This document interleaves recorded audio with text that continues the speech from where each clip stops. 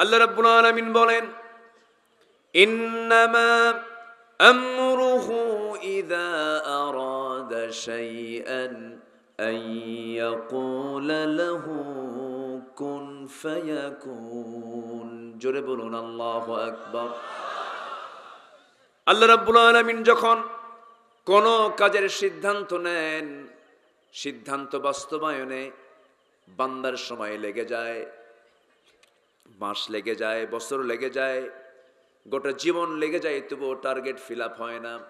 কিন্তু আমার আল্লাহ বলেন, যখন কোনো কাজের সিদ্ধান্ত আমি যখন নেই, শুধু বলি হয়ে যাও, সঙ্গে সঙ্গে মাইক্রো সেকেন্ডের আগে তা হয়ে যায়। জোরে বলি সুবহানাল্লাহ। তাই তো হয়ে গেল, তাই তো হয়ে গেছে। মাত্র টাইম পেয়েছিল ৪৫ মিনিট, গুনে গুনে। দুপুরে ভাতটাও কিসমতে জোটে নাই। কেমনে জুটবে? মাসটা জুড়ে আমার আপনার সন্তানরা রাজপথে না খেয়ে মারা যাচ্ছে। ওদের খাওয়ার দরকার আছে না? রান্না হয়েছে একজনের জন্য, আর খাইছে আরেকজন যায়া। গণভবন সেদিন নামের হক আদায় হয়ে গেছে। গণভবন মানে হলো একা থাকার জায়গা নয়, গণ সবাই থাকবে। সেই দিন আর একা থাকে নাই। ৫ অগস্টের বিকাল টু সন্ধ্যা পর্যন্ত একা না গণ,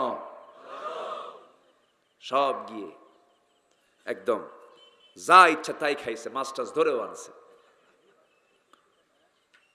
সম্মানিত ভাইয়েরা, সম্মানিত বন্ধুগণ, অনেক চিত্র আমরা দেখতে পেলাম। আল্লাহ তাআলা আছেন না নাই?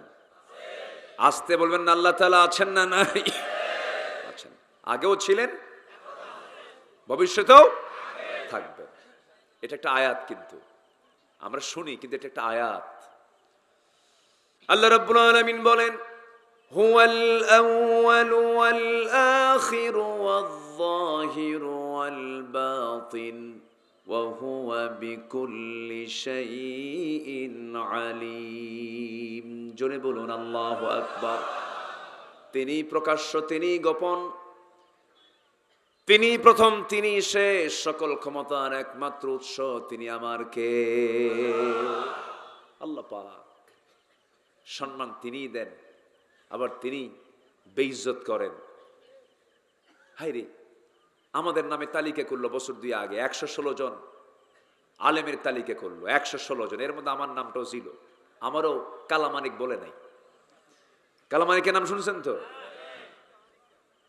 এই কালামানিক ১১৬ জন আলেমের তালিকা করেছে, এর মধ্যে আমার নামটাও ঢুকাইছে। তো প্রশ্ন করা হলো, বলে যে উস্কানিমূলক কথা কয়, নাশকতার সৃষ্টিকারী, বিভিন্ন ধরনের তুলে এই নামগুলো তালিকা করেছিল। দম্ভ ভরে বলেছিল, আমি নিজে সাইদির ফাঁসির রায় দিয়েছি। কত বড় জালিম হতে পারে চিন্তা করুন। কি তার নির্মম পরিহাস! পালানোর জন্য রাস্তা পায় নাই। সিলেটের মাটিতে গিয়ে কলার পাতায় শুয়ে আছে। দাড়ি ছিল না, দাড়িটাও রাখছে, দাড়ি বড় হয়ে গেছে। সিলেটবাসীকে আমি ধন্যবাদ জানাই। সিলেটবাসী তারে ধৈর্য মোটামুটি বিসি সাইজ করছে। বদমাইশ। আল্লাহ আছেন না নাই? ইতিহাস থেকে শিক্ষা নিন। আলেমরা কোনোদিন পালায় নাই। যাদেরকে রাজাকার বলে গালি দিয়েছে তারা কেউ পাকিস্তান যায় নাই, বরং যারা গালি দিয়েছে রাজাকার বলে তারাই সব ভারতে গিয়ে পালিয়ে বসে আছে।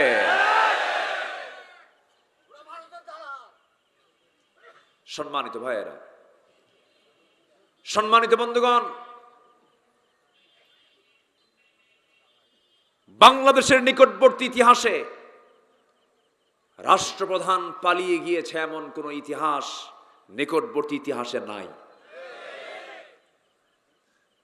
কষ্ট পাচ্ছেন নাকি আপনারা? কথাগুলো কি বলার দরকার আছে? আমরা জেল খাটবো, নামের তালিকায় নাম থাকবে, কথা কব না? হ্যাঁ, এখান থেকে সামান্য দূরে একটা মাহফিল ছিল আমির হামজার, মাহফিলে উঠতে দেয়নি, কথা বলতে দেয়নি। আমি শুনেছি যারা কথা বলতে দাওনি তারা কোথায় আজকে? আসল জনিত নাই। সম্মানিত ভাইয়েরা, বলেন তো আমার দেশ থেকে একটা আলেম পালাইছে? একটা আলেমের নাম বলেন। কেউ পালায় নাই। 2009 সাল, এখানে আলেম ওলামা বহু বসে আছেন। আমার জীবনের ফার্স্ট হজ 2009 সাল আমি গিয়েছিলাম। আল্লামা সাইদ রাহিমাহুল্লাহর শেষ হজ, উনি 2009 সালে ওনার শেষ হজটা তার হয়েছিল। এরপরে তো উনি গ্রেফতার হলেন। 2009 সালে উনি হজে গেলেন। ওনাকে বলা হলো, হুজুর দেশের ট্রাইব্যুনাল গঠন হচ্ছে, মামলা হচ্ছে, আপনি আসামি হবেন, আপনি কি জেলে ঢুকতেই হবে, উপায় নাই, আপনি দেশে থাকুন। সৌদি গভর্নমেন্ট আপনাকে, যেহেতু রয়্যাল গেস্ট হয়ে আপনি হজে আসছেন, রয়্যাল গেস্ট থেকে শুধু আস্তে করে আপনাকে সৌদি আরব আপনাকে সিটিজেনশিপ দিয়ে দিবে, নাগরিকত্ব দিয়ে দিবে, আপনি থেকে যান এখানে। মুস্কে একখান হাসি মেরে বলে, সাইদি পালানোর জাত, সাইদি পালায় না। আমার দল, আমার কর্মীরা, আমার দলের নেতাকর্মীগুলো দেশে জেল খাটবে, মামলা খাবে, আর আমি আরামে বিদেশের মাটিতে বসে থাকবো, এমন শিক্ষা আমার রাসূল দেন নাই। দেশে এসেছেন বীরের মতো। 30 জুন 2010 গ্রেফতার হয়েছেন এবং 2023 সালের 13 অগাস্ট মৃত্যুর শেষ নিঃশ্বাস পর্যন্ত আল্লাহর সন্তুষ্টি নিয়ে হাসি মুখে দুনিয়া থেকে বিদায় নিয়েছেন। এত সস্তা, ইমানটাকে টিকে রাখা এত সস্তা বিষয় নয়। যেদিকে বৃষ্টি সেই দিকে ছাতা, আল্লাহ বোঝে মনের খবর। ইন্নাল্লাহা লা ইয়ানজুরু ইলা সুওয়ারিকুম, আল্লাহ তোমাদের চেহারা দেখবেন না, বেশভূষা শুধু দেখবেন না, আল্লাহ দেখবেন ওয়ালাকি ইয়ানজুরু ইলা কুলুবিকুম ওয়া আমালিকুম, তোমাদের অন্তর দেখবেন, তোমাদের আমলনামা দেখবেন। সম্প্রতি যশোরের একটা মাহফিলে খুব ভালো লেগেছে। আমার শ্রদ্ধেয় ভাই আল্লামা মামুনুল হক হাফিজাহুল্লাহ, তিনি একটা কথা বলেছেন। আপনার আল্লামা সাইদিকে শুধু পাখি হিসেবে চেনেন কোরআনের না, উনি হচ্ছেন ইমামে আজম আবু হানিফার যোগ্য উত্তরসূরি।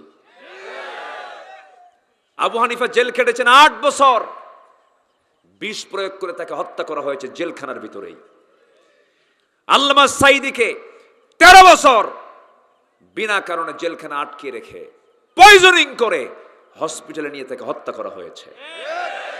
তাফসীর মাহফিলের এই প্ল্যাটফর্ম থেকে মাহফিলের শুরুতেই সুস্পষ্ট জানান দিতে চাই, অবিলম্বে ওই মেডিকেল টিম সহ এই হত্যার পরিকল্পনাকারী যারা ছিল প্রত্যেকের তালিকা করে সবাইকে গ্রেফতার করা হোক, চূড়ান্তমূলক শাস্তি নিশ্চিত করা হোক। রাজি আছেন কারা কারা? হাত উঁচু করে দেখান।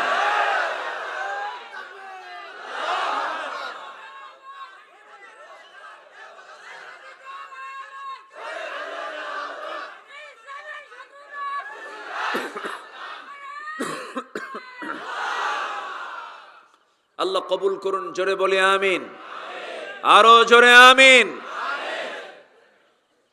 সম্মানিত ভাইয়েরা, আবার এমন আলেম আমার দেশে আছে, আল্লামা সাইদিকে ফাঁসি দেওয়ার জন্য গণজাগরণ মঞ্চ গড়ে তুলেছিল শাহবাগে। সেখানে গিয়ে কিছু আল্লামা নামধারী ব্যক্তিরা সেই জায়গায় গিয়ে বলেছে, এই জায়গায় এসে আমি আমার জীবনের শ্রেষ্ঠ আমল করতে পেরেছি।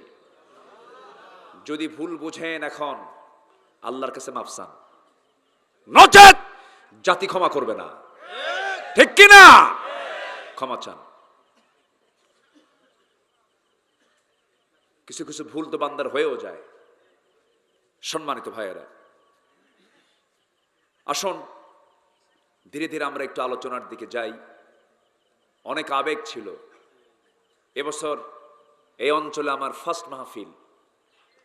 আমার ভাইজান, আমার মুসল্লি, ঢাকায় একসঙ্গে নামাজ পড়ি আমরা। আমি পড়াই, উনি পড়েন, এই তো একই, তো কাজ তো একই। তো এসেছি আপনাদের এলাকায়, রাগ করেন নাই তো? রাগ করেন নাই তো? খুশি হয়েছেন তো? বলি আলহামদুলিল্লাহ। রাগ করা যাবে না, তবে শত্রুকে ক্ষমা করাও যাবে না, মুনাফিককে ক্ষমা করা যাবে না। মুনাফিককে ক্ষমা করলে পরে আপনি কোরআন বিরোধী হয়ে গেলেন। জাহিদিল কুফার ওয়াল মুনাফিকিন ওয়াগলুয আলাইহিম। মুনাফিকদের ব্যাপারে নরম না কঠোর? নরম না কঠোর? এরা যে কোনো মুহূর্তে চরিত্র পাল্টায় ফেলে। এদের ব্যাপারে আমরা সতর্ক থাকবো। জোরে বলি ইনশাআল্লাহ। একটু আমার দিকে তাকান। তাহলে আমরা দুনিয়া চাই না আখিরাত চাই? দুনিয়া না আখিরাত? কিন্তু কোরআনে আল্লাহ তাআলা আগে চাইতে বলছে কি, দুনিয়া না আখিরাত? ভালো করে কর। আখিরাত না দুনিয়া? হ্যাঁ, দুটেই বলে।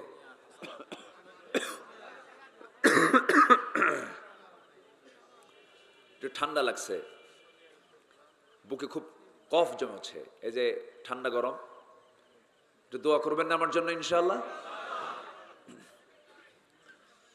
কিন্তু আল্লাহ রাব্বুল আলামিন দুনিয়ার হাসানার কথা আগে বলে দিয়েছেন। যারা পারেন ঠোঁট মিলিয়ে বলুন রব্বানা আতিনা ফিদ দুনিয়া হাসানাতাও ওয়া ফিল আখিরাতি হাসানাতাও ওয়া কিনা আযাবান নার ওয়াজআলনাল জান্নাতা মাআল আবরার। জোরে বলুন আল্লাহু আকবার।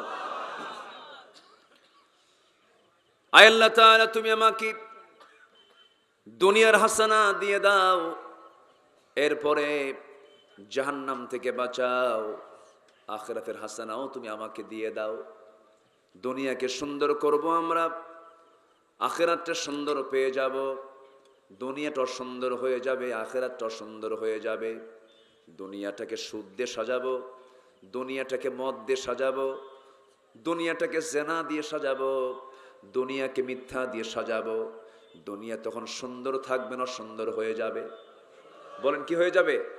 অসুন্দর হয়ে যাবে। একটু জিকির করি লা ইলাহা।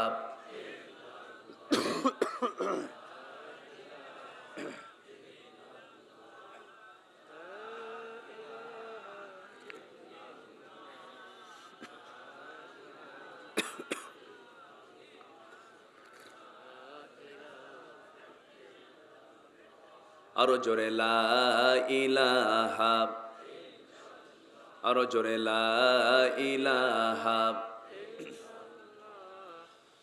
লা ইলাহা ইল্লাল্লাহু মুহাম্মাদুর রাসূলুল্লাহ সাল্লাল্লাহু আলাইহি ওয়াসাল্লাম। দুনিয়াকে আমরা সুন্দর করে সাজায় নেব, আখিরাতটাও সুন্দর হয়ে যাবে। দুনিয়া জেনার জায়গা নয়, দুনিয়া মদ্যপানের জায়গা নয়, দুনিয়া সুদ খাওয়ার জায়গা নয়। কিন্তু দুঃখজনক হলেও সত্য, আমার দেশে এই সমস্ত অপকর্মের পরিমাণ কম না বেশি? আমি কি আলোচনা করব? তো এরকম লাইন ধরলো কেন সবাই? এই যে কিছু কিছু লাইন কোথায় আবার আসবে? ও মানে অনেক আগে বসার কারণে চাপচুপ লাগছে। ও আচ্ছা, আবার আসবে তারা। কিন্তু এরকম করলে তো সমস্যা। একটু মাহফিলের শৃঙ্খলা একটু হলেও একটু হ্যাঁ দেখতে একটু বেমানান হয়। আমরা চেষ্টা করব শেষ অবধি দোয়া পর্যন্ত একটু কষ্ট করে থাকবো। জোরে বলি ইনশাআল্লাহ, আরো জোরে বলি ইনশাআল্লাহ। তাহলে দুনিয়াকে সুন্দর করতে গেলে হারাম কাজ দিয়ে সুন্দর হবে না হালাল কাজ দিয়ে সুন্দর হবে? হালাল কাজ দিয়ে। আচ্ছা, হারাম খাবারের পরিমাণ বেশি না হালাল খাবারের পরিমাণ বেশি? হ্যাঁ, কি বললো? হালাল খাদ্য বেশি না হারাম খাদ্য বেশি? হালালই বেশি। হুররিমাত আলাইকুমুল মাইতাতা ওয়াদ-দামা ওয়া লাহমাল খিনজির। হারামের তালিকা কিন্তু খুব একটা লম্বা না, কম, কিন্তু যে ওই শুয়োরের মাংসের কাছে যে শীত হয়ে পড়ে, আছে কিনা বলেন? আল্লাহ বলতেছে তুই আঙ্গুর খা, আঙ্গুর খেতে কোনো সমস্যা নাই, কিন্তু বান্দা কি করে জানেন? আঙ্গুরটা পচায়া বাসি বানায়া মত করে খায়। অর্থাৎ যে মাটিতে বসে আছেন, এই মাটিতে যদি পানি ফেলা হয় কি হয়ে যায়? কাদা হয়ে যায়। এই কাদা মাটি যদি আপনার মুখে মারা হয়, আপনি কি মরে যাবেন? না। কিন্তু এই কাদাকে যদি আবার ব্রিক ফিল্ডে নিয়ে, ইট ভাটায় নিয়ে পোড়ায়া যদি আপনার মুখে মারা হয়, রক্তাক্ত হয়ে যাবেন, মরে যাবেন। Just process.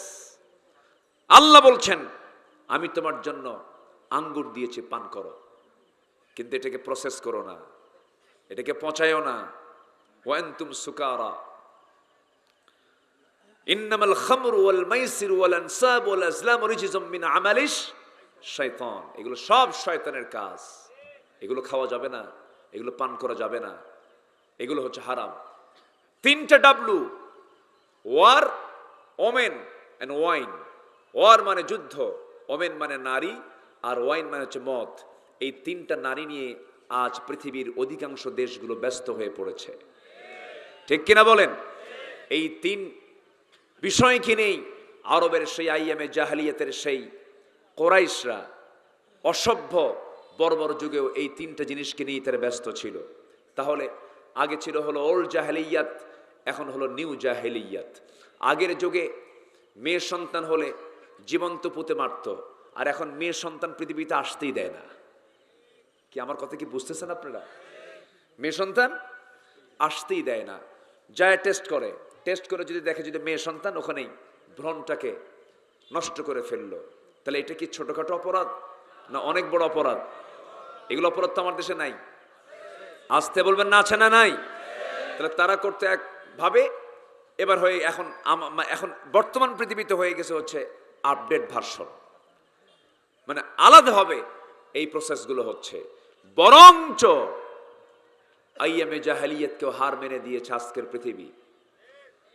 আমরা ইতিহাসে কোথাও পাইনি, যারা ইতিহাসের ছাত্র ছিলেন কেউ দেখাতে পারবেন না, কেউ দেখাতে পারবেন না যে আরবের ওই বর্বর যুগের মানুষগুলো 3.5 বছরের কোনো শিশুকে ধর্ষণ করেছে, এটা পাবেন না, নাই।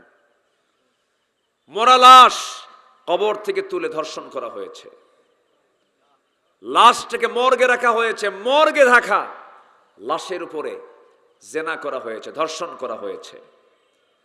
এমন চিত্র, এমন ইতিহাসকে আমরা কোনো ইতিহাসে পাইছি? পাই নাই। তাহলে এই চিত্র কেন? এই চিত্র চিত্রায়িত হওয়ার মূল কারণ হলো গোটা জাতি আজকে এই কোরআন থেকে কাছে না দূরে? আসতে বলবেন না, কাছে না দূরে? এই কিতাব থেকে দূরে থাকা মানে কি? আল্লাহ থেকেও আসতে, আল্লাহ থেকেও, আল্লাহর ভয় থেকেও দূরে থাকা।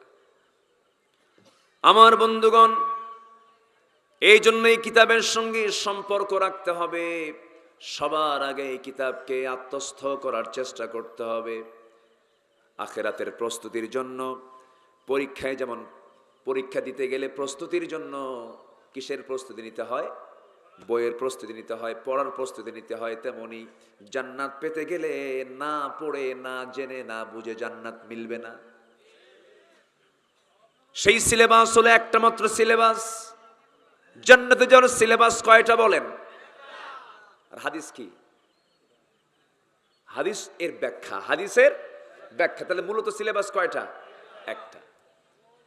এই সিলেবাস হলো জান্নাতে যাওয়ার সিলেবাস। সবাইকে শিখতে হবে, জানতে হবে।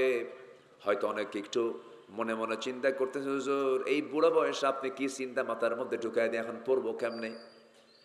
আমার বন্ধুগণ, আমার নিজের চোখে দেখা আমি আমার নিজের হাতেও মাথায় দাস্তারবন্দি দিয়েছি, 5 থেকে 6 বছর বয়স, অথচ তার সিনার মধ্যে 30 পারা কোরআন মুখস্থ। জোরে কোন সুবহানাল্লাহ। কে দিয়েছেন? আসতে বলবেন না, কে দিয়েছেন? তাহলে কোরআন জানার দরকার আলেমের না সবার? আলেমের না সবার? হাফেজের না সবার? সবার। কোরআন সবাইকে শিখতে হবে। কোরআনের মাহফিলে এটা আমার 1 নম্বর আহ্বান, আমরা শিখে নেব কোরআন। জোরে বলে ইনশাআল্লাহ। যে সিলেবাস আমরা 53 বছর পাইছি, এই সিলেবাসে জাতির কিছুই হয় নাই।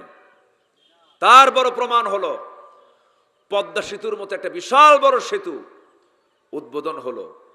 সে উদ্বোধনী তেলাওয়াতে এমন তেলাওয়াত করছে, শয়তান অসন্তুষ্ট। শুনছেন কিনা জানি না, মনে আছে কিনা আপনাদের? সূরা রহমান তেলাওয়াত করছিল পদ্মা সেতুর উদ্বোধনে। এমন তেলাওয়াত, ওই তেলাওয়াত শুনে কোরআন তো রহমত দেবে না, কোরআন ওর উপর আরো গজব চাবে। রুব্বা কারিন লিল কোরআনি ওয়াল কোরআনু ইয়ালআনুহু। তাহলে দশা কেন হলো? অথচ যে তেলাওয়াত করেছে সে একজন বিসিএস ক্যাডার। ওরা চেয়েছিল কোনো আলেমকে দিয়ে তেলাওয়াত করাবে না। বোঝেন নাই? আমার দেশে কি হাফেজের সংখ্যা কম?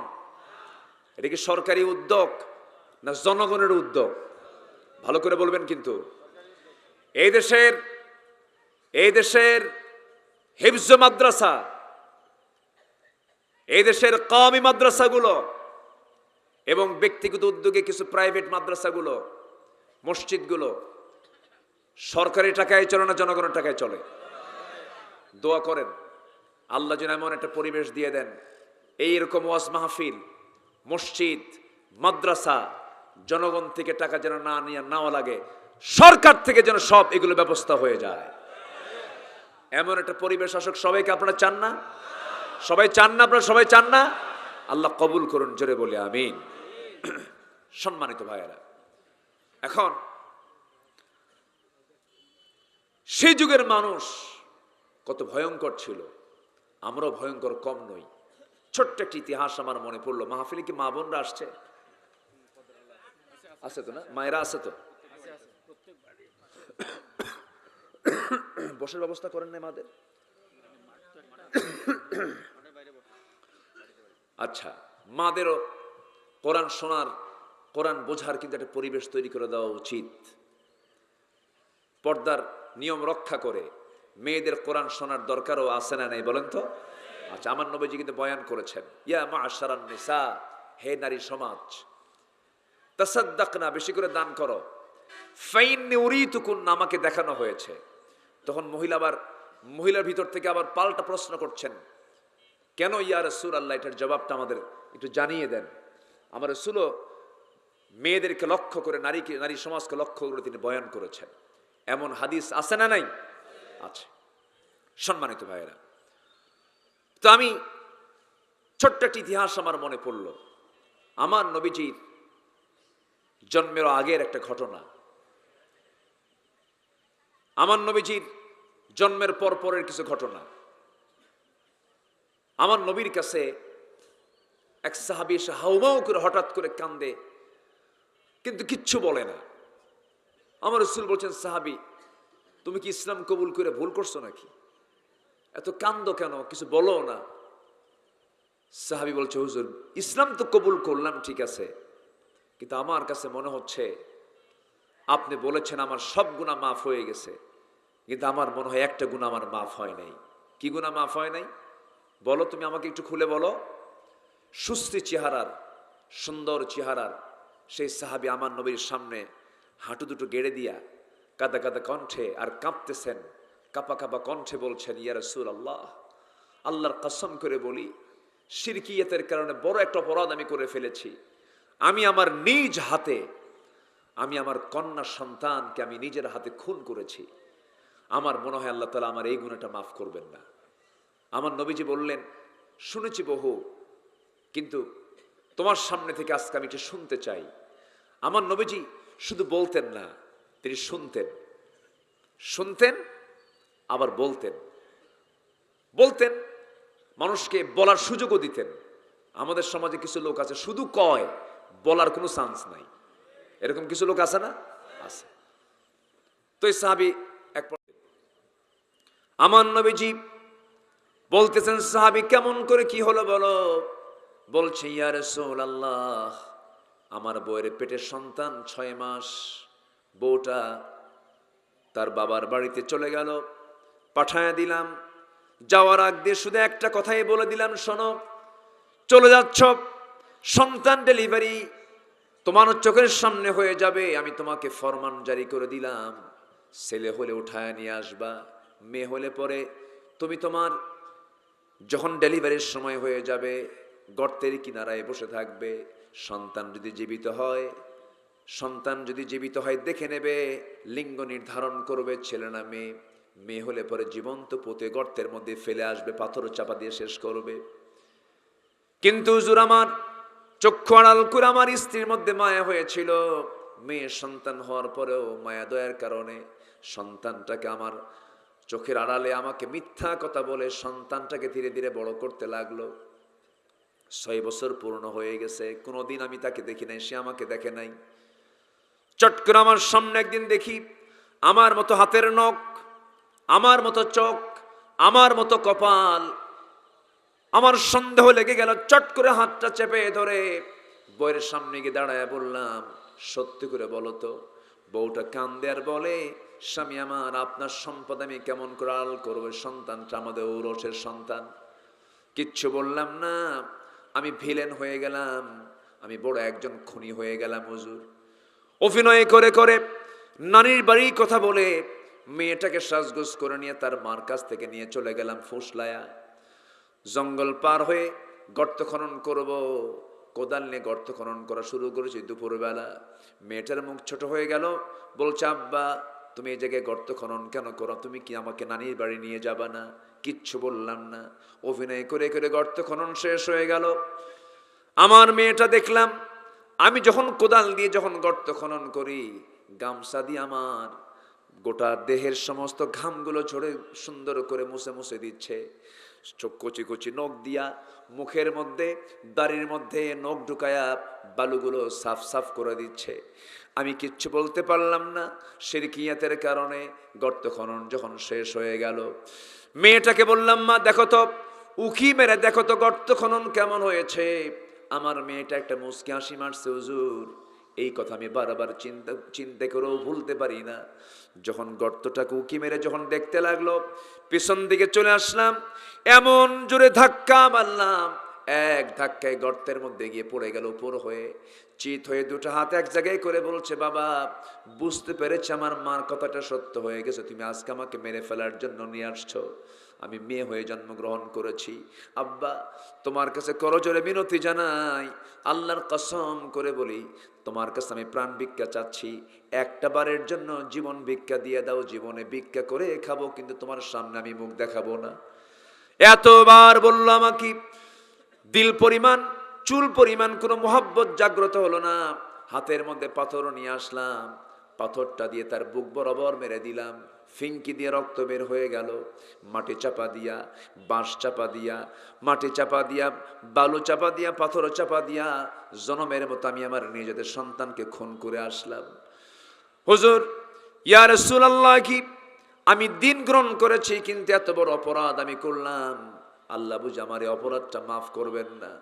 আমার রাসূল সঙ্গে সঙ্গে বলছেন, ও আমার প্রিয় সাহাবী, তুই যে কাজটা করেছিস, নির্মম কাজ করেছিস, পাষাণমূলক কাজ করেছিস, বিশাল বড় হৃদয়হীন কাজ করেছিস, কিন্তু ঈমান তেমন একটা বিষয়ের নাম, ঈমান আনার সঙ্গে সঙ্গে তোর সমস্ত পূর্বের সকল গুনাহ আল্লাহ রাব্বুল আলামিন মাফ করে দিয়েছে। জোরে বলিস সুবহানাল্লাহ, আরো জোরে বলিস সুবহানাল্লাহ। ঈমানের দাম আছে না নাই বলেন? আসতে বলবেন, না আছে না নাই? এই অসভ্য মানুষগুলোকে সভ্য বানিয়েছেন। মদের বোতলটা তাদের বেশি থাকতো পানির চাইতে আরবের লোকদের ভিতরে। সেই লোকগুলোকে আল্লাহওয়ালা বানায় দিলেন। সেই লোকগুলো হলো পৃথিবীর সেরা মানুষ। গোটা পৃথিবী কিয়ামত পর্যন্ত আবু বকরের মতো একটা লোক পাবে নাকি? আসতে বলে, পাবে? ওমরের মতো পাবে নাকি? আলীর মতো পাবে নাকি? ওসমানের মতো পাবে নাকি? সব তারা মক্কার মানুষ। কোথাকার মানুষ বলেন? মক্কার মানুষ। কেন ভালো হলেন? কি জন্য ভালো হলেন? কি দিয়া ভালো হলেন? আমার নবীজির বয়স ছিল মোট হলো 63 বছর 9 ঘন্টা। 40 বছর পর্যন্ত তার সামনে কোরআনটা আসেই নাই। এই 40 বছর আমার নবীজি বসেছিলেন না, চেষ্টা করেছেন কিন্তু ব্যর্থ হয়েছেন, পারেন নাই। কিন্তু পরের 23 বছরও যে তিনি পেয়েছিলেন, সাথে ছিল কোরআন। যা করেছেন সেখানেই তার সফলতা এসেছে। জোরে বলি সুবহানাল্লাহ। কি দিয়া? আসতে বলবেন না, কি দিয়া? কোরআন দিয়া। সেই কোরআন যদি আমরাও ধরি, আমরা বিফল হব না সফল হব? বিফল হব না সফল হব? আমরা সব দেখেছি, আর দেখতে চাই না। 71 থেকে 2024 সাল পর্যন্ত আমরা যা দেখেছি, যে পরিমাণ বৈদেশিক সাহায্য আমার দেশে এসেছে, তার 75% গেছে হলো নেতাদের পকেটে। আমরা ওই জাতীয় নেতৃত্ব আর দেখতে চাই না, যে নেতৃত্বে নামাজ নাই, যে নেতৃত্বের স্লোগান ইসলাম নয়, যে নেতৃত্ব কোরআন চায় না, যে নেতৃত্ব আল্লাহর দ্বীন ইসলামকে চায় না, যারা আল্লাহর জমিন আল্লাহর দ্বীন কায়েম হোক এটা চায় না, ওই সমস্ত নেতৃত্বের মুখে আমরা জুতা মারি, থুতু মারি। ঠিক কিনা? কোরআন যারা চাবে এই জমিনে কোরআন জারি হোক, এই জমিনে কোরআনের বিধান চালু হোক, সবাই কি চান? আসতে সবাইকে চান? এখনকার মৌলবাদ বলে গালি দেওয়ার কেউ আছে? কেউ আছে বলেন? কেউ নাই। কত গালি দিয়েছে। আমরা চাই কোরআন, ওরা বলে আমাদেরকে মৌলবাদ। ওরা আমাদের তালিকা করেছে 16 বছর। এই 16 বছর এখন আমাদের দায়িত্ব হলো আল্লাহর দেওয়া নিয়ামত ভোগ করে জমিনে থাকে, আল্লাহকে যারা অস্বীকার করে ওই সমস্ত নাস্তিকের বাচ্চাদের সমস্ত তালিকাগুলো করা দরকার। ঠিক কিনা? যারা মুরতাদ, এই নাস্তিক চক্র যারা উচিত চূড়ান্ত শাস্তি নিশ্চিত করে রাসূলকে যারা গালি দিয়েছে, এদেরকে দুনিয়া থেকে বিদায় করে ওদের রক্ত, মাংস, হাড়, হাড্ডি কুত্তা বিলাই দিয়ে খাওয়ানো দরকার। রাজি আছেন কারা কারা? হাত উঁচু করে দেখা।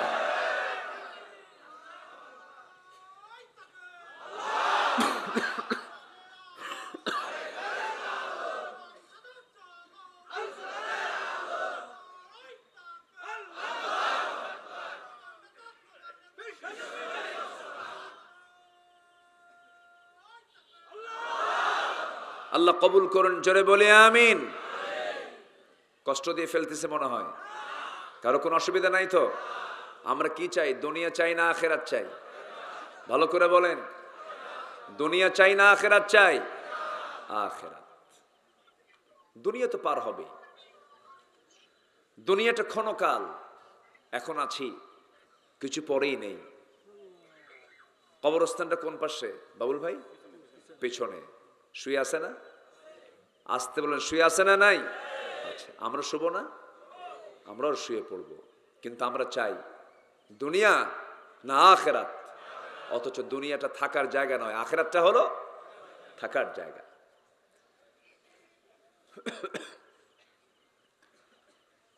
যে দুনিয়া আমার থাকার জায়গা নয়, সেই দুনিয়ার জন্য কত পেরেশানি, সেই দুনিয়া পাওয়ার জন্য কত পাগলামি। কত যুবক দেখবেন গার্লস স্কুলের সামনে যায়া স্কুল ছুটিয়ে রাখ দিয়া ইতিমের মতো বসে থাকে। আছে না এরকম? আছে না? আছে না এরকম? আছে না? দুনিয়া ঘন্টার পরে ঘন্টা পার্কের ভিতরে বসে, বিভিন্ন রিসোর্টে বসে বসে সময়গুলো নষ্ট করে, মেসেঞ্জারের সময়গুলো নষ্ট করে। এটা কি আখেরাত না দুনিয়া? আসতে কয়, আখেরাত না দুনিয়া? আখেরাতের চিন্তা থাকলে পরে এই সমস্ত লস প্রজেক্টে কেউ যেত না। আমি আজকে লক্ষ্য করছি, আজকের মাহফিলে যুব সমাজ, আজকের মাহফিলে বেশি বলি আলহামদুলিল্লাহ। যুবকদেরকে বলবো, নোংরামি কোনো কাজের দিকে যাবা না, হারাম কোনো রিলেশন করবা না। জেনা মারাত্মক অপরাধ, কোনোদিন তৃপ্তি পাবে না, মজা পাবে না, তোমার দাম্পত্যময় জীবন সুখময় হবে না। হারাম সম্পর্কের কোনো আরাম থাকতে পারে না। হারাম কোনো রিলেশন করবা না, নোংরামি করবা না। বিয়ের যদি প্রয়োজন হয়ে যায় বিয়েটা করে নিবা। বিয়ের সম্পর্ক হলো জান্নাতের সম্পর্ক। যেরকম সুবহানাল্লাহ। বিয়ের সম্পর্ক কিসের সম্পর্ক?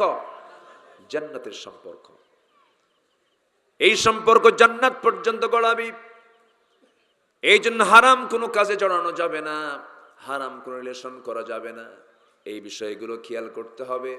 আবার দেখবেন কিছু কিছু যুবক আছে, নতুন বিয়ে করছে, সুন্দরী বউ, শুধু নিজেই দেখতে চায় না, জাতিকে দেখায়। আছে কিনা এরকম কিছু? হায়া নাই এগুলো। নতুন বউ, সুন্দরী বউ মানুষকে দেখায়। তাও দেখায় কেমনে জানেন? আর পাড়া না এটা? হ্যাঁ, আড়পাড়া থেকে একদম মাগুরা পর্যন্ত এক টানে। এত পোকা এখানে বুঝলাম না, এ পর্যন্ত কয়টা পোকা যে খাইছে আল্লাহ জানে। এখন ফেলছি একবার, কি কব এখন, একটা করে জান খাচ্ছি আর ওয়াশ করতেছি। ছোট্ট পোকা তো কোন দিক দিয়ে ঢুকে টের পাচ্ছি না। এই যে ভাইজান, এই যে কই যাচ্ছেন আপনি? এত এক নাম্বার খুঁজে কেন এখানে বুঝলাম। বসেন।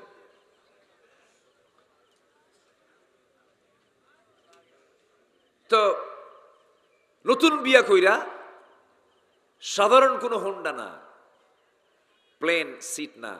এখনকার সিট আবার দেখবেন যত হাইফাই হোন্ডা আছে না, কি যেন নাম বলে, R15, আরো কি আছে, জিক্সার আছে, আরো কি কি নাম আছে, যাও R15 লেটেস্ট ভার্সন। আচ্ছা, দেখবেন ওটার প্যাসেঞ্জার সিট হলো 2 তলা, আর ড্রাইভিং সিট হচ্ছে নিচতলা, আন্ডারগ্রাউন্ড। দোতলায় প্যাসেঞ্জার থাকে আর আন্ডারগ্রাউন্ডে ড্রাইভার থাকে। এখন দোতলার এই প্যাসেঞ্জার সিটে বসাই হলো নতুন বউকে, যেন জাতির দেখতে যেন চুল পরিমাণ কোনো অসুবিধা না হয়, মাথা থেকে পা পর্যন্ত বসায় দিল। স্বামী ড্রাইভার টান দিল হোন্ডা, কিন্তু আগের প্রথম যখন হোন্ডা কোম্পানি হোন্ডা বের করে তখন বিকট আওয়াজ ছিল। এখন আবার যত দামি হোন্ডা হোক আওয়াজ খুব কম।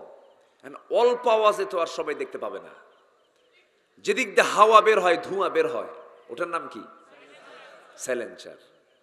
এই সাইলেন্সার টোটাল খুলে ফেলে। খুললে পরে তখন আওয়াজটা ওই সাবেক হোন্ডার মতো হয়। বোঝেন নাই? বিকট আওয়াজ। মানে বিকট আওয়াজ মানে তো ওই দিকে নজর যাবে মানুষের। একদিকে আছে হলো কয়তলায় বউ, কয়তলায়?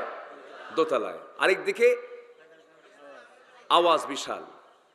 দিলার পাড়া থেকে টান চলে গেছে মাগুরা পর্যন্ত। জাতির রাস্তার দুধার থেকে যা দেখার দরকার ছিল হক সহ আদায় করল।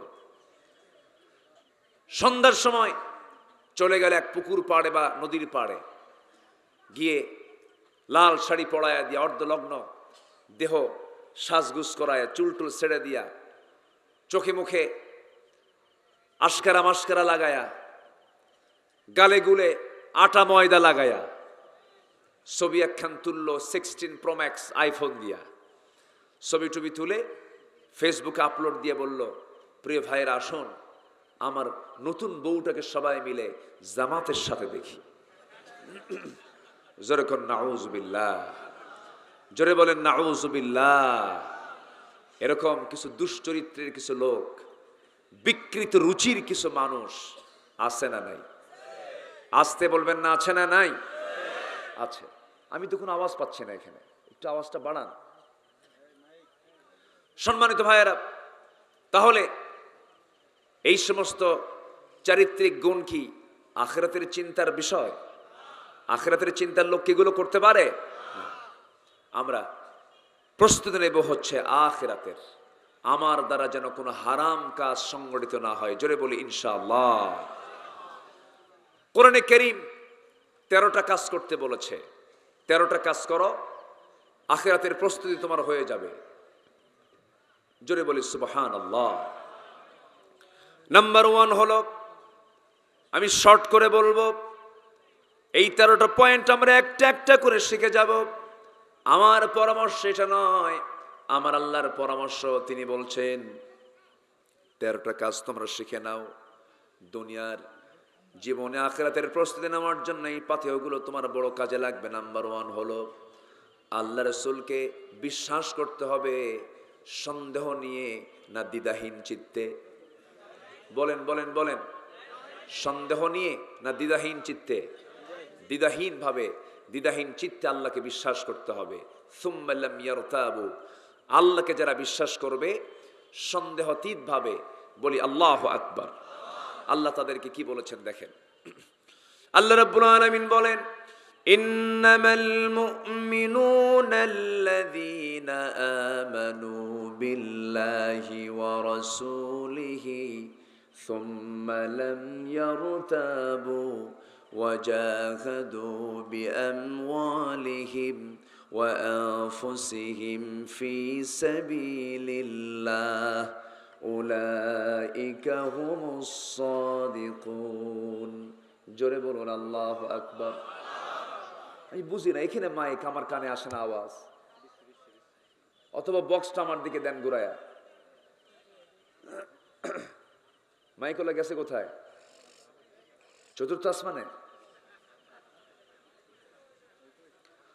আমার ভাইয়েরা, আল্লাহ রাব্বুল আলামিন বলেন, যারা আল্লাহকে এবং রাসূলকে যারা সন্দেহ মুক্তভাবে বিশ্বাস করবে এবং আল্লাহর পথে যারা জিহাদ করবে, আল্লাহ রাব্বুল আলামিন বলছেন এরাই হলো সত্যবাদী, আমি এদেরকে বিশাল বড় পুরস্কার দিয়ে দেব। জোরে বলি সুবহানাল্লাহ। নাম্বার 2 হলো তাকওয়া অর্জন করতে হবে।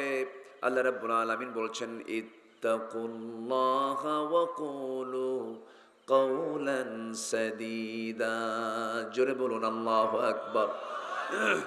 নাম্বার 3 হলো ন্যায় প্রতিষ্ঠা এবং সদাচার বান্দার জীবনে আসতে হবে। নাম্বার 1 হলো বিশ্বাস করব কাকে?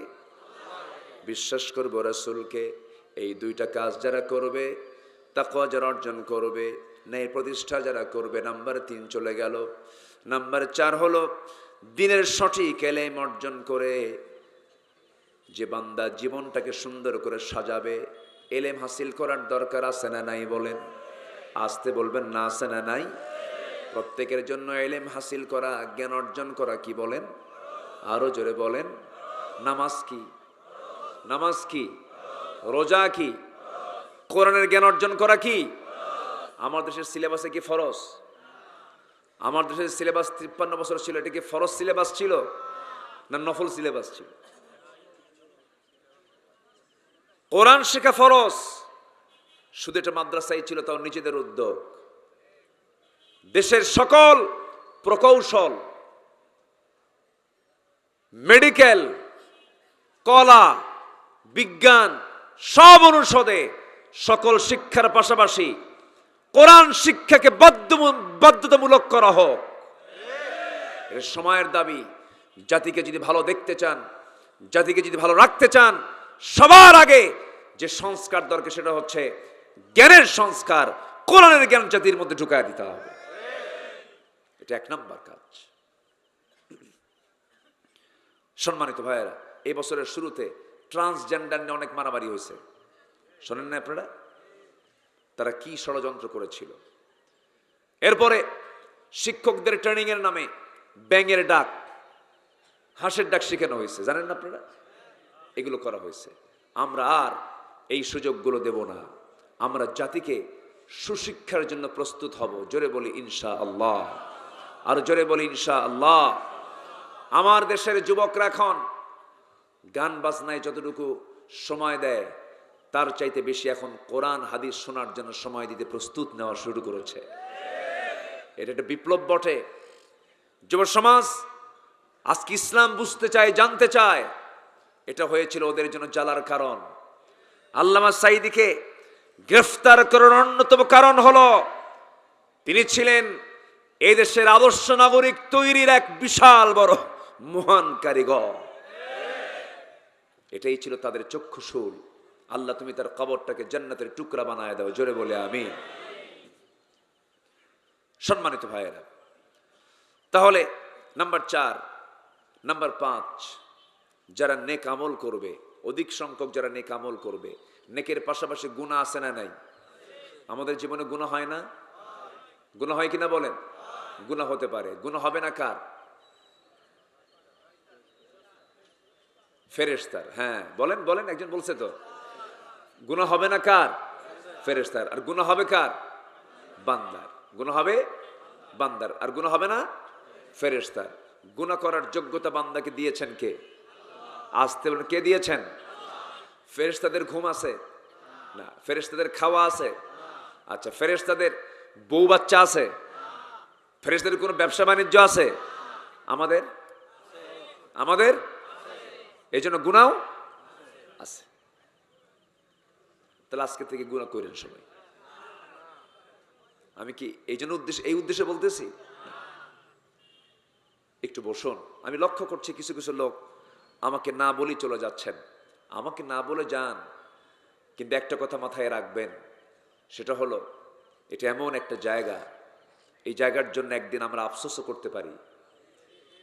যতক্ষণ থাকবো আমার আমল নামা থেকে আল্লাহ তাআলা গুনাহগুলোকে ঝরায় দিবেন। ইউবাদদিলুল্লাহু সাইয়্যাতিহিম হাসানাত। কার কথা? আল্লাহ তাআলা গুনাহগুলোকে ঝরিয়ে দিয়ে সওয়াব দিয়ে ভরপুর করে দিবেন। এটা এমন জায়গা, আপনি এখন এখান থেকে উঠে কোন জায়গায় যাবেন, এর চাইতে উত্তম জায়গা আর এই এলাকায় নাই এখন। বলি আলহামদুলিল্লাহ। বসেন, আমরা একসঙ্গে দোয়ার মতো একটা বরকত নিয়ে যাব। আমি 13টা পয়েন্ট বলি, আমি শেষের দিকে আস্তে আস্তে চলে যাচ্ছি। সম্মানিত ভাইয়েরা, তাহলে পাপ কাজ হতে পারে, পাপ কাজ হবে না কেন? হতেই পারে, কিন্তু পাপের সঙ্গে সঙ্গে বান্দার চোখের পানি যদি বের হয়, আল্লাহ এই পাপটা করছে, আমারে মাফ করে দাও, আল্লাহ এত খুশি হন। আল্লাহ তখন বলেন, বান্দা তোর এই অনুশোচনাই তোকে জান্নাতে নিয়ে যাবে। জোরে বলে সুবহানাল্লাহ, আরো জোরে বলে সুবহানাল্লাহ। বরং আল্লাহ রাব্বুল আলামিন আরো এক জায়গায় বলেছেন, লাউ লাম তুযনিবু লাযাহাবাল্লাহু বিকুম ওয়া লাজাআ বিকওমিন হাত্তা ইউযনিবুন। বান্দা তুমি যদি গুনাহ না করো, তোমাকে দুনিয়া থেকে মিটিয়ে দিয়ে এমন একটা জাতি পাঠাবো যারা গুনাহ করবে, আর আমি গুনাহ করার পর তারা চোখের পানি ফেলে মাফ চাবে, আমি তাদেরকে মাফ করে জান্নাত দিয়ে দেব।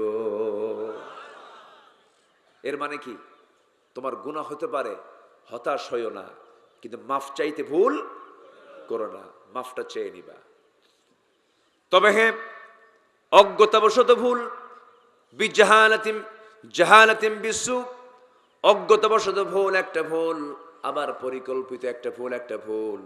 পরিকল্পিত গুনাহকে আল্লাহ রাব্বুল আলামিন মাফ করবেন না, কিন্তু হঠাৎ করে না জেনে ভুল হয়ে গেছে, আল্লাহ রাব্বুল আলামিন তাকে মাফ করে দিবেন। আমার ভাইয়েরা, কোন পরনারীর দিকে মন তো চায় তাকায় দেখি, পরনারীর সুন্দর চেহারার দিকে মন চায় একটু তাকায় দেখি, কিন্তু আমি তাকাচ্ছি না, আমি তার দিকে নজরও দিচ্ছি না, চোখটা আমি নিম্নগামী করতেছি, বারবার তাকানোর জন্য মন চাচ্ছে, এরপরও তাকাই না, আল্লাহর ভয়ে তাকাই না। আল্লাহ রাব্বুল আলামিন ওই মুজাহিদকে বড় মুজাহিদ বলেছেন, জোরে বলে সুবহানাল্লাহ। কোন নারীর দিকে যদি নজর চলে যায়, রাসূল বলেছেন এই ফিতনা এখন দুনিয়াতে কম না বেশি? বলেন কম না বেশি? দেখবেন না, আপনাকে দেখতেই হবে, না দেখে যাবেন কই? ডানে যাবেন, বামে যাবেন, সামনে যাবেন, পিছনে যাবেন। এক বুড়া চাচা 2015 সালে আমার সঙ্গে হজে গিয়েছে। তো চাচা আমার সাথে বিমানে উঠলেন, তো বিমানে উঠে সিটে বসছে। তো যারা বোঝে সিটটা লাগাতে হয়, ওই যে বেল্ট লাগাতে হয়, বেল্ট না লাগানো পর্যন্ত বিমান উড্ডয়ন করে না, কারণ একটা ঝাঁকিতে মাথাও ফেটে যেতে পারে। তো সবাই বেল্ট, এটা বাধ্যতামূলক। তার মুরব্বী বয়স হয়ে গেছে, তারা তার এগুলো বোঝে না। তো এগুলো লাগানোর জন্য সেখানে ডিপার্টমেন্ট আছে, একটা সার্ভিস দেয়।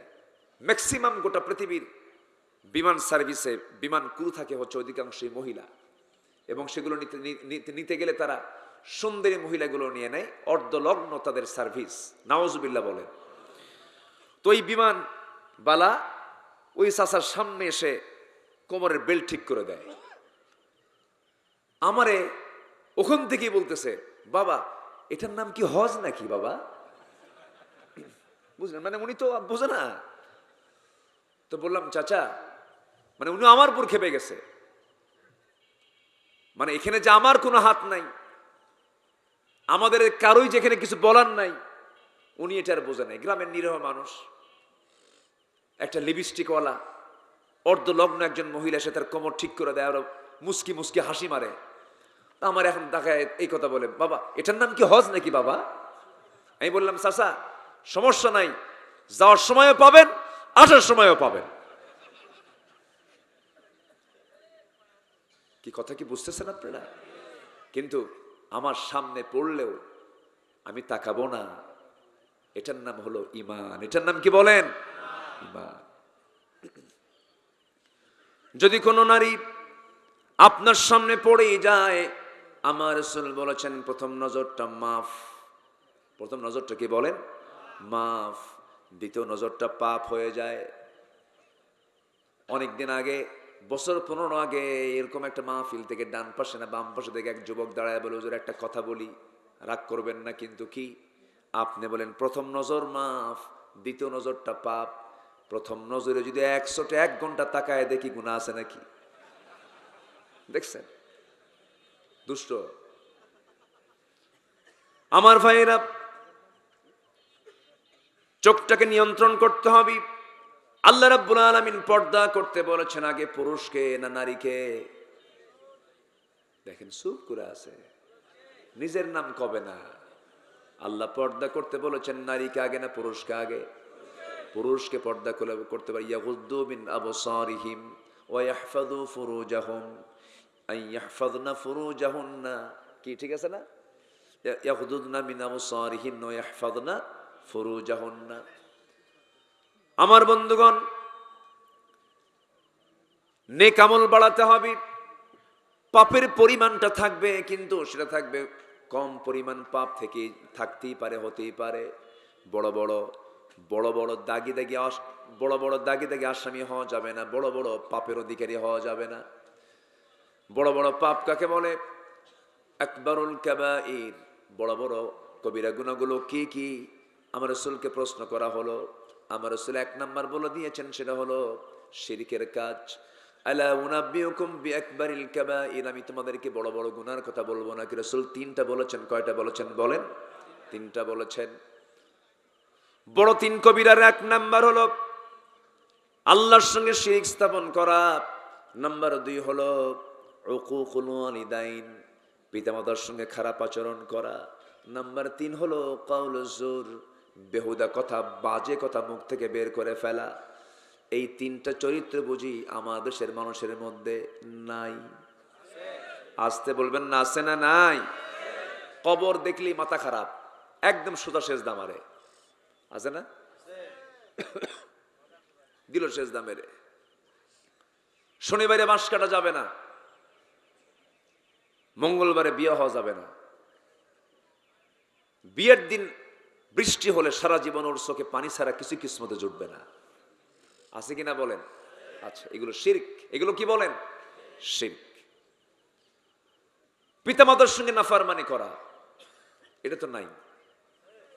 আসতে কয়, পিতামাতার সঙ্গে রূঢ় আচরণ করা, মেজাজ দেখায় কথা বলা, চোখ গরম করা, বাপ মাকে টেনশনের মধ্যে ফেলে দেওয়া, টেনে হেঁচড়ে আচরণ করা, এরকম সন্তান শালি খেতেও কিন্তু আছে। আসতে বলবেন না, আছে না নাই? আবার ভাববেন না ঢাকার গুলশান, বাড়িধারা, জিওএইচএস, ধানমন্ডিতে সে এলাকার সন্তানদের বাপ মা মনে হয় খুব ভালো আছে, তাও ভালো বলতে পারবেন না। ধানমন্ডির এক বাসিন্দা ছিল, বুড়া মানুষ, জামাই একজন সিনেমার অভিনেতা। সে অভিনেতার শ্বশুর রাত 2টার দিকে নিজের লাইসেন্স চলা পিস্তল দিয়া নিজের মাথায় পিস্তল ঠেকিয়ে আত্মহত্যা করলো লাইভে এসে। বলল, আমার বউ বাচ্চা সব থাকার পর আমার কেউ নাই। কেন? এর মূল কারণ হলো তার সবই ছিল, ইসলাম নাই। ঠিক কিনা? এই যে পিতামাতা, আমার ছেলে তিনজনে বিয়ে করেছে, আমি আমার রান্না নিজের হাতে নিজে করে খাই। বাবা, আমার এই বুড়া বয়সে আমি নিজে রান্না করি, আমার তো কষ্ট হয়। আপনি একটু দোয়া করবেন, আল্লাহ যেন আমার সন্তানদের কলিজা যেন নরম বানায় দেয়। চিন্তা করেন, 3 সন্তানের যৌথ উদ্যোগে একটা মার খাবারের বন্দোবস্ত হয় না, অথচ ওই 3 সন্তানকে একসঙ্গে মানুষ করেছেন কে? আসতে কয়, কে করেছেন? একজন করেছেন 3 জনকে, আর 3 জন পারে না একজনকে। পোড়া কপাল, পোড়া কপাল। সব যাবে, তোমার নামাজ যাবে, তোমার রোজা যাবে, সব ইবাদত মাটির সঙ্গে মিশে যাবে, শুধুমাত্র বাপ মার সঙ্গে যদি তুমি নাফরমানি করো। কারণ সবচেয়ে বড় বড় গুনার ভিতরে রাসূল 3টাকে তালিকায় নিয়েছেন, এর মধ্যে আল্লাহর পরেই 2 নম্বর তালিকা দিয়েছেন হলো আব্বা আম্মা। আল্লাহু আকবার বলে। এই জন্য আব্বা আম্মার সঙ্গে আমরা সুন্দর আচরণ করব। জোরে বলি ইনশাআল্লাহ, জোরে বলি ইনশাআল্লাহ। এক সাহাবী মারা যাচ্ছেন, মুখ থেকে কালিমা বের হয় না। এক সাহাবী এসে বললেন, হুজুর কি করা যায়? কে? আলকামা। আমার তো খুব প্রিয় সাহাবী, দেখো তো তার মা বেঁচে আছে নাকি। দেখেন, রোগ ধরে ফেলছেন। মা বেঁচে আছে নাকি? হ্যাঁ আছে। মাকে ডেকে আনা হলো। আমার রাসূল বললেন, আমার প্রিয় সাহাবী আলকামার মা, আলকামা দুনিয়া থেকে বিদায় নেয়, কিন্তু মুখে কালেমার আওয়াজ বের হয় না কেন? আপনি কি মনক্ষুণ্ণ নাকি? সঙ্গে সঙ্গে চোখের পানি টপ টপ করে পড়তেছে আর বলতেছে, আমার আলকামা ভালো ছিল, কিন্তু বিয়ের পর সে কেমন যেন অন্যরকম হয়ে গেছে, আমার সেবা করে না, আমি তাকে মাফ করব না। রাসূল বারবার বললেন, না আপনি তাকে মাফ করে দেন। মুমূর্ষ অবস্থা, না মাফ করব না। রাসূল এক পর্যায়ে রক্তিম চক্ষু আকারে ধারণ হলো। রাসূল কেঁপে গিয়ে বললেন, অবাধ্য মায়ের অবাধ্য সন্তানকে এই দুনিয়াতে বাঁচায় না রেখে তাকে আগুনে পুড়ে মারা দরকার। এই কথা বলা মাত্রই মার দিলটা নরম হয়ে গেছে। মা চোখের পানি ফেলতে ফেলতে বলতেছে, ইয়া রাসূলুল্লাহ, আপনি আমার সন্তানকে মারবেন নাকি? কেন মারবেন? অবাধ্য সন্তানকে কি করবে? আগুনে পুড়েই তো মারা দরকার। সঙ্গে সঙ্গে মা চোখের পানি ফেলে ফেলে বলতেছে, ইয়া রাসূলুল্লাহ, সন্তান পেটে ধারণ করছে আমি, দুধ খাওয়াইছে আমি আপনাকে দিল থেকে বলে দিচ্ছে, যত রাগ ক্ষোভ সব এই সঙ্গে আমি এই মুহূর্তে আমি সব আমার দিল থেকে মুছে দিলাম, আমি তাকে মাফ করে দিলাম। সঙ্গে সঙ্গে দেখা গেল ওই সাহাবীর মুখ থেকে বের হয়ে গেছে, আশহাদু আল্লা ইলাহা ইল্লাল্লাহু ওয়াহদাহু লা শারীকা লাহু ওয়া আশহাদু আন্না মুহাম্মাদান আবদুহু ওয়া রাসূলুহু। তাহলে বাপমার গুরুত্ব মনে হয় আছে নাকি? আসতে বলে, আছে? মা বড় না বউ বড়?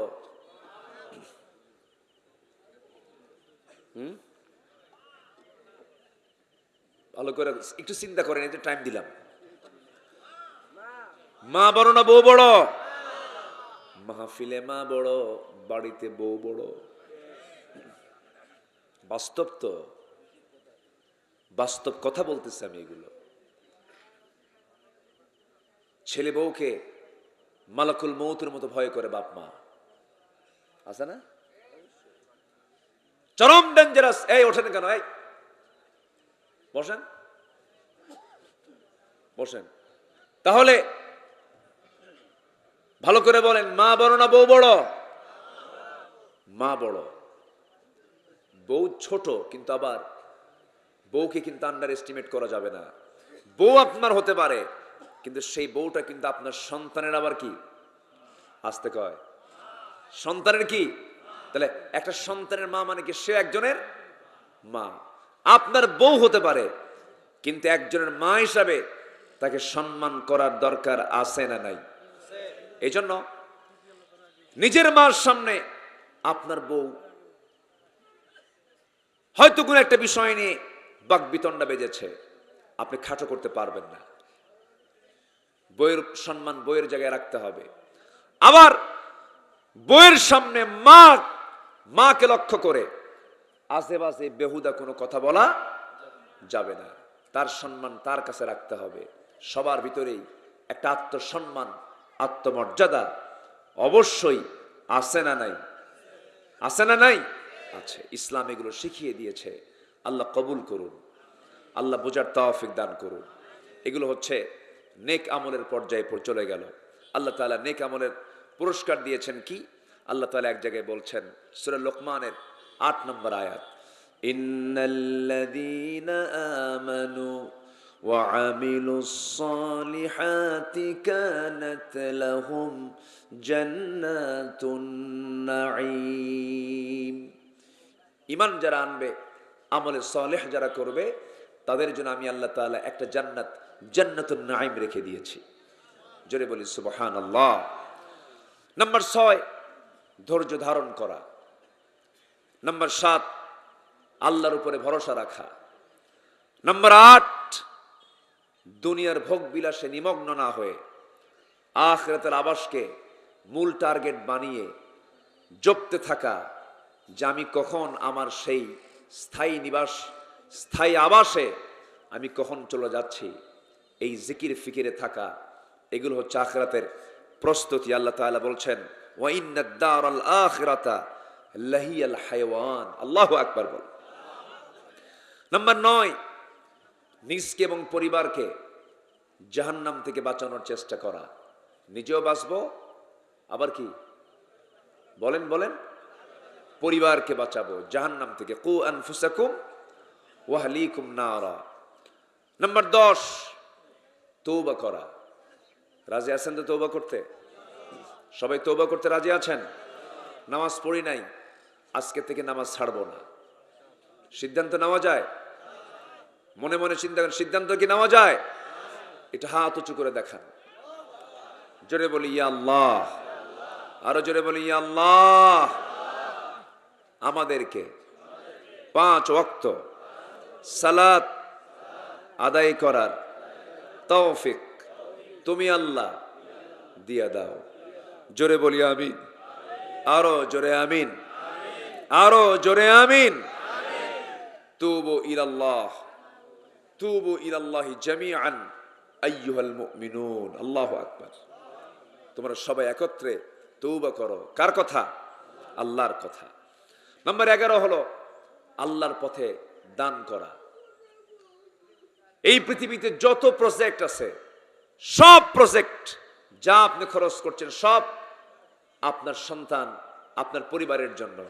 আর যা আমরা দেব আল্লাহর ঘরে, মাদ্রাসায়, আল্লাহর পথে, সমাজ কল্যাণে, সব হবে অন্যের জন্য না, নিজের জন্যই।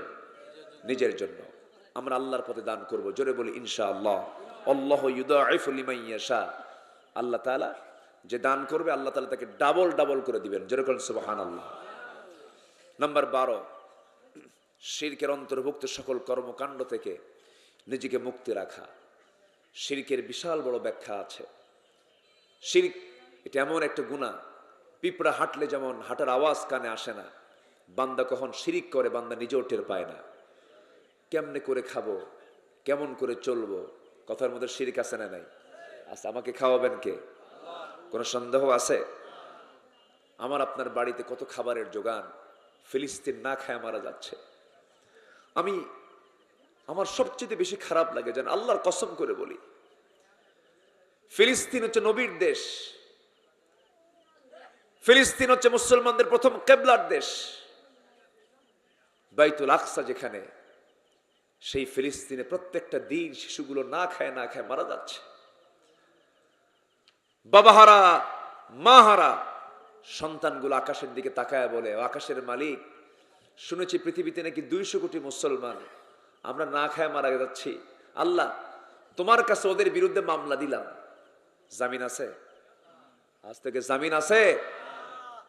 আমাদের জন্য উচিত তাদের জন্য দোয়া করা, তাদের পাশে দাঁড়ানো। আল্লাহ দিল যেন কাঁদে এমন দিল বানায় দাও। জোরে বলি আল্লাহুম্মা আমিন, আরো জোরে আল্লাহুম্মা আমিন। নাম্বার 13 হচ্ছে আল্লাহ প্রদত্ত একমাত্র সঠিক পথের অনুসরণ করা। জান্নাতে যাওয়ার একটা লাইন আছে, যেরকম মাগুরা থেকে ঢাকা যাওয়ার লাইন আছে না নাই? আছে, ট্রেন লাইন। আর এটা কি ট্রেন লাইন আছে না? ও ট্রেন এখনো হয়নি এটা, আচ্ছা বাস লাইন। তো জান্নাতে যাওয়ার একটা লাইন আছে, সেটা হচ্ছে একটাই লাইন, যে লাইনটা আমরা নামাজের মধ্যে সবসময় বলি, ইহদিনাস সিরাতাল মুস্তাকিম ওয়া ইন্না হাযা সিরাতি মুস্তাকিমা ফাত্তাবিউহু। তোমরা আমার সিরাতুল মুস্তাকিমের পথ অবলম্বন করো, অনুসরণ করো, অন্য লাইনে যেও না, সোজা তোমাকে জান্নাতের দরজায় পৌঁছায় দেবে। আল্লাহ কবুল করুন। নামাজের ওয়াদা মনে থাকবে, নামাজের কথা মনে থাকবে। বাড়ির বউকে আমরা বলবো, বাড়ির বউকে আমরা বলবো ইনশাআল্লাহ, অন্যের বউ না নিজের বউ, হ্যাঁ এটা যেন মনে থাকে। আবার এখন তো পরকীয়ার পরিমাণটা বেড়ে গেছে, এই নোংরামি থেকে আল্লাহ তাআলা তুমি এই জাতিকে হেফাজত করো। জোরে বলি আল্লাহুম্মা আমিন। এই মাহফিল বাস্তবায়ন করার জন্য বিশেষ করে এই গ্রামের 500 থেকে 600 প্রবাসী, তারা গোটা পৃথিবীর এই 2 শতাধিক যে রাষ্ট্র আছে, বিভিন্ন দেশে তারা প্রবাস জীবনে আছেন, তারা একটা বিশাল অংশগ্রহণ করেছেন আজকের এই মাহফিলে আর্থিকভাবে। আমরা তাদের জন্য দিল থেকে দোয়া করি, আল্লাহ তুমি তাদের প্রবাস জীবনকে বরকতময়, আনন্দময়, শুভময় বানায় দেন। জোরে বলি আল্লাহুম্মা আমিন। যে যেখানে আছেন আখিরাতের প্রস্তুতি নিয়ে আমি যৎকিঞ্চিত কিছু কথা বলেছি। সবাই নামাজের মতো করে বসে যাই। আল্লাহ তাআলা আমাদের সবাইকে আখিরাতের প্রস্তুতি নিয়ে দুনিয়াকে সুন্দর করে ঢেলে সাজানোর তৌফিক দান করুন। জোরে বলি আল্লাহুম্মা আমিন।